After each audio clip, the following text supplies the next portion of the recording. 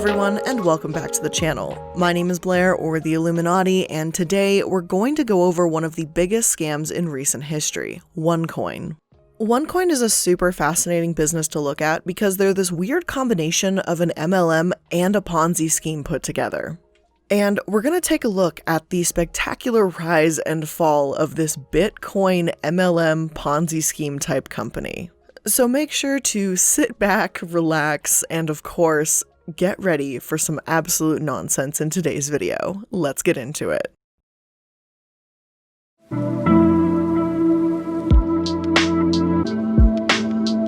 So I just want to start off with two really quick definitions for two business terms that are going to be used a lot, obviously, during this video. And the first is going to be an MLM, or multi-level marketing. What that essentially is it is a business model that rides a gray line between direct marketing and a pyramid scheme. In a pyramid scheme, you create money or wealth by getting like intro fees from new people. And in a direct sales model, you get your like fees and commissions through selling the product. So what an MLM does is it takes the selling of a product portion of commissions, but it also takes the selling of the new people into the program and combines that together to create your so-called income. And that's going to be the essential baseline of what an MLM is. Now, as for a Ponzi scheme, it is a fraudulent investment scam that promises high rates of return for little risk. A Ponzi scheme generates income returns for the early investors by acquiring new investors, similar to a pyramid scheme, and the chain will continue. Eventually, it will bottom out just like a pyramid scheme does when people stop investing and there just isn't enough money to go around anymore. Eventually, a Ponzi scheme is bound to fail, but during its peak, those responsible live one hell of an extravagant lifestyle. And Onecoin is going to be the story of exactly that, and it's going to be taking a look at one of the largest Ponzi schemes in the world, so let's see how this happened. Now, Onecoin, as you can probably already guess from the name, was promoted as being something similar to Bitcoin. Bitcoin is a digital currency created in 2009 following the housing market crash. It offers the promise of lower transaction fees, it's not backed by any banks or governments, and overall, it's still pretty unstable. Onecoin, on the other hand, founded by Ruja Ignatova in 2015, had a few large differences. There's the presence of peer-to-peer network, which means mining is done only by the company, all transactions can be operated via partnership exchanges, and all data can be stored by the issuer. According to the company, the main aspect of their business is spreading educational material about exchange trading. For the implementation of Onecoin, the principle of multi-level marketing is used. In other words, it is a pyramid scheme which raises many questions in the crypto community about its legality. And don't you just love it when we start off in an MLM and a Ponzi scheme just combine like that, like chef's kiss here? It's like a combination of all bad things, and Onecoin just wanted to see like how shady they could be before they got caught. Now, although one source told me that Ruja founded the company in 2015, a few others said 2014. And unfortunately, when I did do my digging, the waters are extremely murky here, so forgive me if I'm jumping around a little bit with timelines, but I'm trying to give you guys an idea of exactly what was going on here. You see, this is because Ruja also interacted with Igor Alberts, and he's like a king of MLMs, and obviously, I don't mean that as a compliment. This guy is pretty much a super ultra successful scammer. He's very good at setting up these MLMs and just letting them go off the rails and profiting before they do. He knows the game, and he's very good at it is my point here. So, Igor also became a player in this game when he met Ruja in Dubai. According to the BBC, Ruja made a powerful impression too, with her princess's dresses and her vision of a financial revolution. Igor returned with a new mission and gave new instructions to all the salespeople in his downline. Stop whatever you're doing and start selling Onecoin. We gathered the teams together and we started to work like crazy, he says. We made in our first month almost 90,000 euros out of nothing. Bang. Oh, and I don't know why I have the sudden need to say this. I think it's because I saw the bang, but Onecoin is not BitConnect, the like video that H3H3 made years ago. The guy that's like, BitConnect. These are two different companies. I just wanted to clear that up. Now, here's the thing about Ruja. Ruja had a PhD in law. She wasn't a stupid woman trying to make a buck. She was actually incredibly smart and well-educated, which makes this all the more terrifying. A horrible person? Absolutely, but not a dumb one. She recognized that pitching this fake coin to an already established MLM seller with massive downlines was her best chance of success. After all, who better to fall for an MLM than someone who was already in one? The FBI says she even privately referred to her scheme as the bitch of Wall Street meets MLM. And in true MLM fashion, those at the top like Igor made millions while the people at the bottom suffered. So, a question here that has to be asked is, was any part of this even real? Well, personally, I'd like to think there's a few reasons that Onecoin sold, at first anyway. Ruha promised thousands upon thousands of people that Onecoin was like Bitcoin, but bigger and easier to use. Normally, this is the point in an MLM video where I would talk about the products and the things and whatever they're trying to sell. But cryptocurrency is quite difficult for a lot of people to understand, and as one Forbes contributor puts it, I am constantly running into techies and entrepreneurs who have made a ton of money by investing in cryptocurrencies. I don't usually get into something unless I've educated myself on it and feel very comfortable with the industry, but to be honest, I haven't experienced this much FOMO, fear of missing out, in a while. And does that sound familiar to you? Marketers use FOMO to promote their products, obviously, and I've seen MLMs rely on it from time to time as well. Now, Onecoin was in probably one of the most perfect positions you could be in as a cryptocurrency trader. People that had that FOMO about Bitcoin and didn't understand it enough to want to risk investing could turn to her and turn to Onecoin. As well as obviously having the extra edge of having all these people in MLMs as well, because she was using people like Igor to keep that downline and that Ponzi scheme growing. And again, a Ponzi scheme fails when the new wave of investors slowly dries out and it becomes a ripple and then nothing at all. But for a while, the only thing Ruha saw was wave after wave of people just coming in and throwing money and just giving her essentially more money. And she could continue building this Ponzi scheme, and it went up to some incredible heights. However, there's a few inherent differences between Onecoin and Bitcoin, and those differences are what keep Onecoin from being a legitimate cryptocurrency. And that is the direct reason why people invested in a scam, and again, not a cryptocurrency. For a long time, people have tried to create a form of digital money independent of state-backed currencies, but they have always failed because no one could trust them. They would always need someone in charge who would manipulate the supply, and forgery was too easy. The reason so many people are excited by Bitcoin is that it solves that problem. It depends upon a special type of database called a blockchain, which is like a huge book, one that Bitcoin owners have independent but identical copies of. Every time a Bitcoin is sent from me to someone else, a record of that transaction goes into everyone's book. Nobody, not banks, not governments, or the person who invents it, is in charge or can change it.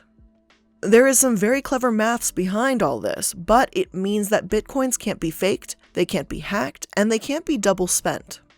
The key point is that these special blockchain databases are what make cryptocurrencies like Bitcoin work.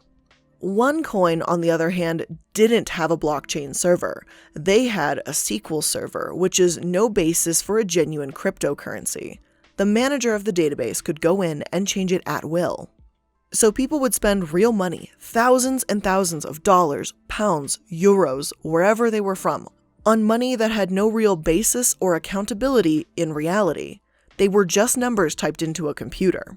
So this product essentially was an illusion. However, the community around Onecoin began to grow, with a reported 3 million investors around the world. Seminars were held across the world, hand signals were made between members, like you name it, it was happening. This followed an MLM cultish community to the letter. However, it wasn't long before some countries started to catch on and tried to warn people about Onecoin.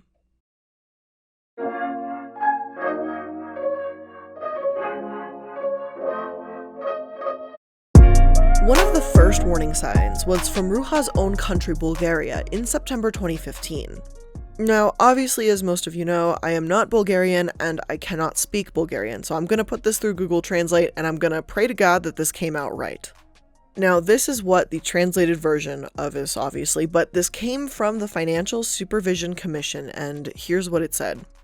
The FSC informs potential investors and internet users that the activities related to acquisition, trading, and payment with Onecoin are not regulated by the current European and national legislation in the field of capital markets.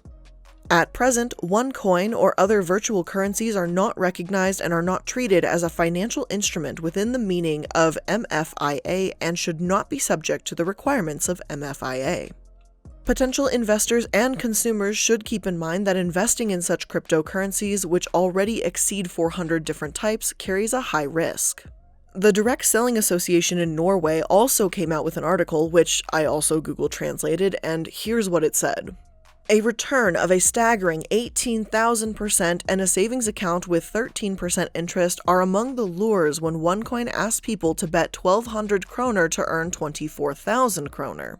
Or those with extra large wallets to bet 338,000 to be left with a profit of 62 million. Welcome to a dream world full of scams. I'm sure they worded it better, but you get the idea. And I kind of like the wording, to be honest. But anyway, they continued, stating, "There is little information to be found about Onecoin except that interested parties are asked to attend meetings.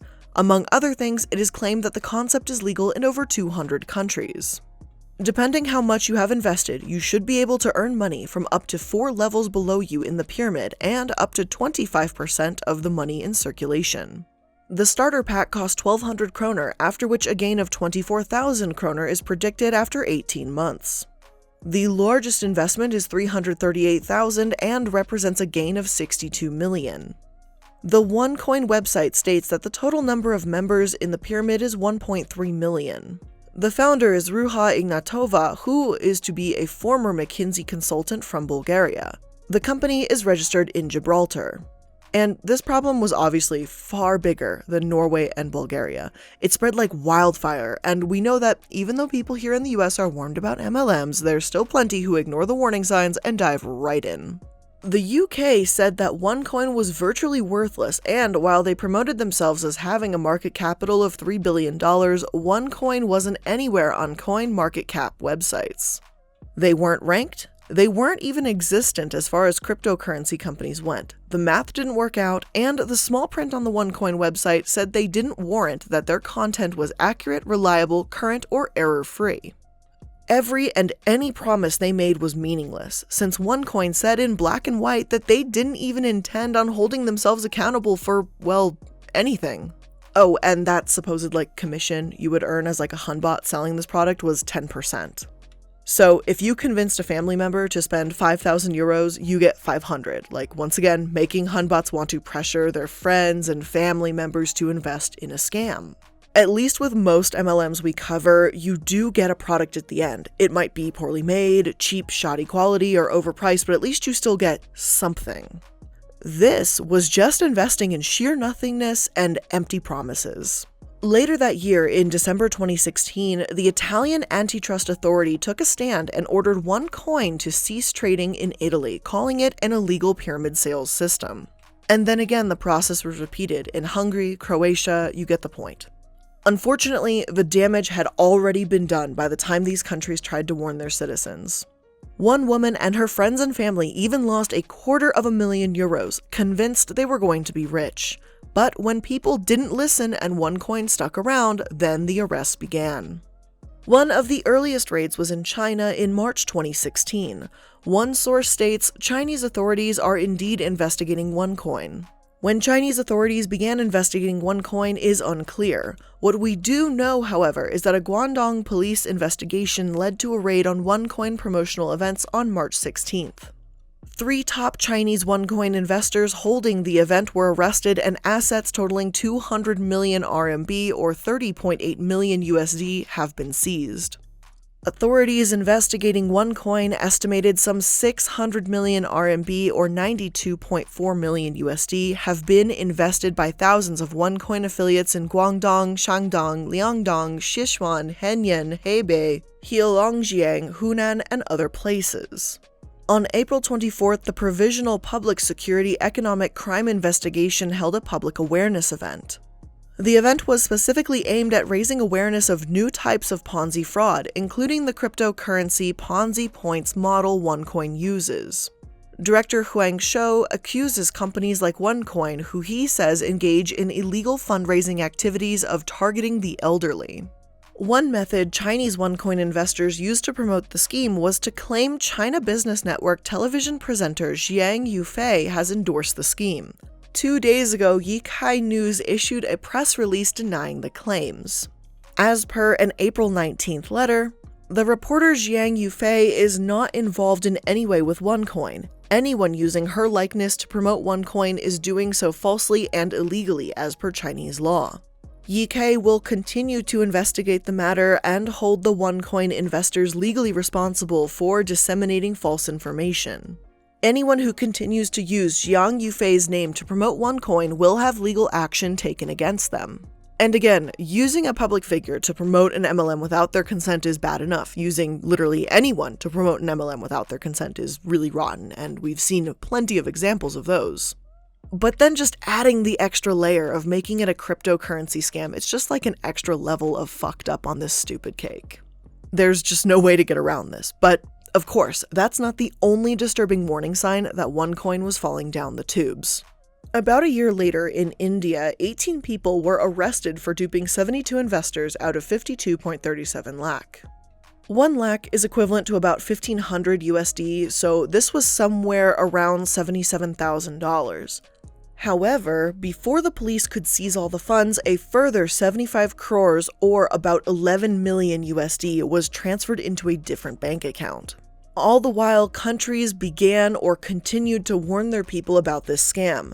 Germany spoke out in April, as well as Thailand, with Belize following a month later. Onecoin tried to fight back the following month in Vietnam, claiming that they had a document signed off by the Vietnamese government saying they were licensed by the government. But the Vietnamese government quickly responded and said that that was a forgery, and they were not in fact the first country in Asia to license the scam.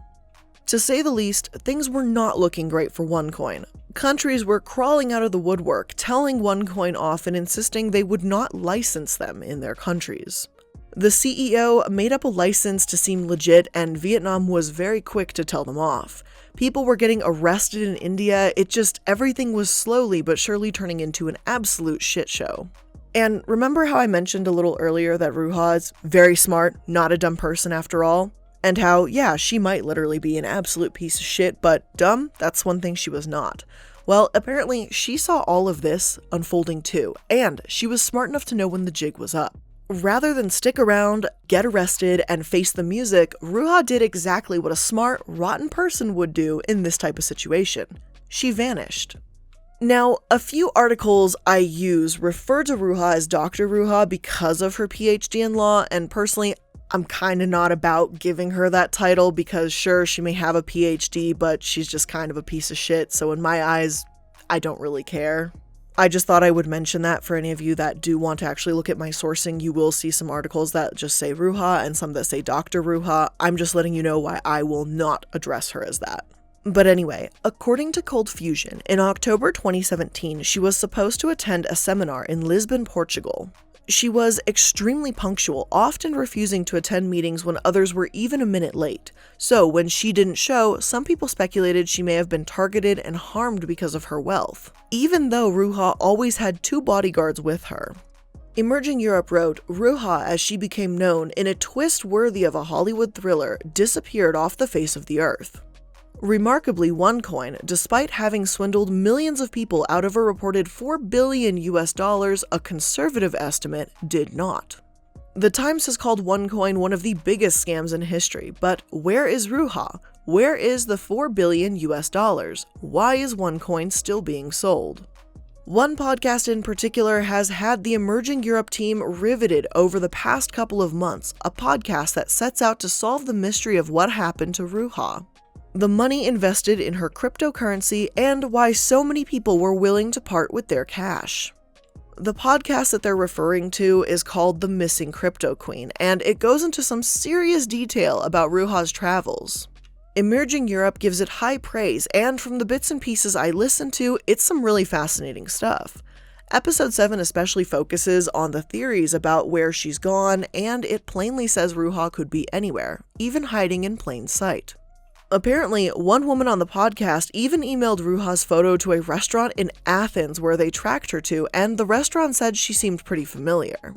Every member of staff recognized her photo, and they remembered her with a party of 6 or 8. It could be true she's traveling around Europe, and it certainly seems possible she's alive, but no one seems to be able to catch her. They speak with a journalist, Oliver Bullough, who's an expert in tracking money throughout Europe, what he calls Moneyland, a place where money seems to disappear. After all, if Ruha had $4 billion to her name, it shouldn't be too hard to trace. But if you're rich enough, clever enough, and well-advised enough, Oliver says you can structure your money in a way that the assets become invisible. Some say 1 in every $7 or $8 in the world is invisible in this Moneyland. Others estimate it's far higher.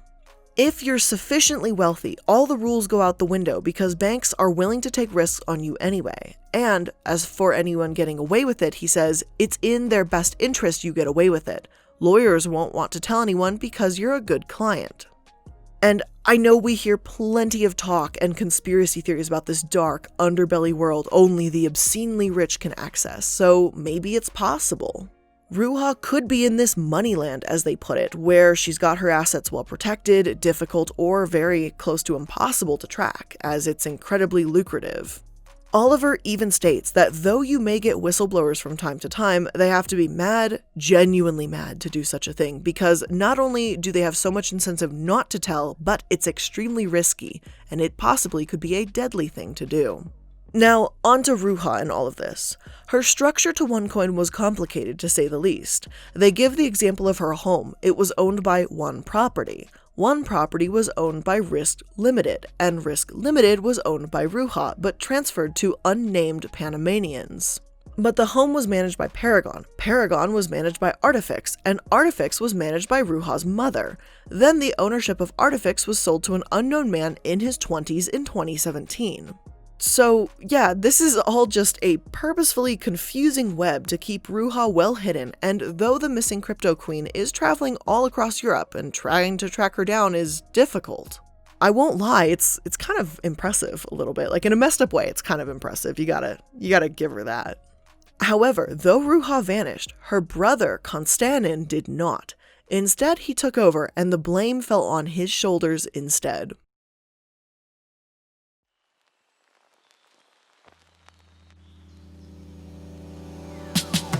Konstantin was arrested at the Los Angeles International Airport in March 2019. He signed a plea deal, though he hasn't been sentenced yet. Another man, Mark Scott, also stands accused of routing about $400 million out of the US, and he faces money laundering and bank fraud charges. Unsurprisingly, he's pled not guilty. Both of these people could end up with decades in prison for this easily. But with all of this happening, you would think that Onecoin would finally be shut down completely, but strangely enough, they weren't. One Life Network, aka Onecoin, tried to get some positive press out there after all of this, and for some reason they hosted a beauty pageant in 2019. Like, that's how they wanted to distract people from the fact that they were clearly a scam, their owner vanished, and the brother who took their place had been arrested. Like, okay. And this has got to be one of the most bizarre ways I've ever seen an MLM or a Ponzi scheme try to clear their name or distract people. Their promo is just so tasteless, saying how, for the first time in history, a beauty pageant is produced using cryptocurrency. How the event is promoting worldwide the future of transactions. Like, what the actual fuck is this? You cannot just rob people out of billions of dollars and then host a beauty pageant. Like, it's incredibly bizarre, and I don't even know what to fully make of this. I mean, again, I've got to say, it is absolutely a unique way to distract people from the fact that you're a pyramid scheme. Like, I will give them that, but bizarre? Absolutely. And late last year, after all of this complete nonsense, Mark Scott was found guilty of conspiracy to commit money laundering and bank fraud. However, just a few months later, Scott was released because of health concerns and the COVID pandemic. Which, I mean, I get it, I guess. I'm not a doctor, so I can't say whether or not this was the right call or obviously what was actually going on, but for some reason, it still infuriates me all the same. He scammed people out of millions, but he gets locked up in his very fancy nice home instead. And we are all locked up in our own homes. Everyone's in quarantine, and it's frustrating to know that as of this moment, Scott isn't really paying for his crimes. Now, as for what Mark Scott is up to currently, well, just this month, November 2020, he was disbarred from practicing law because of this whole Onecoin shenanigans. He is reportedly trying to fight it, but with little to no success, obviously. He is also apparently still free from prison for those same health concerns, but is scheduled for sentencing in December 2020, so we will see how that goes. As for the real brains behind this whole thing and the woman that got away, no one knows where Ruha vanished to, but she was absolutely a brilliant mastermind. Evil, manipulative, despicable, an asshole, but most certainly brilliant. Onecoin definitely is not your average MLM, and even though the scheme is technically still operational right now, the website shut down and the investigation is ongoing. And for the time being, we can only hope that one day soon, Ruha is caught and punished for these crimes, and when she hopefully is, I might be able to finally create that successful and very satisfying follow-up to this incredible mess of a situation. But for right now, that's where I'm going to end today's video, so I hope you all enjoyed it, and if you did, make sure to leave that like button and subscribe if you're new. If you want to see more content from me, including all the sources I used to create today's video, you can go ahead and pop open my description box. You're going to find links to all of my social media, my merch shop, all of my secondary channels that I'm involved with, any projects, all of that good stuff, and of course, all the credits for everyone who also helped create today's video. So again, thank you all for watching, I love you guys, and I'll see you in the next one. Bye!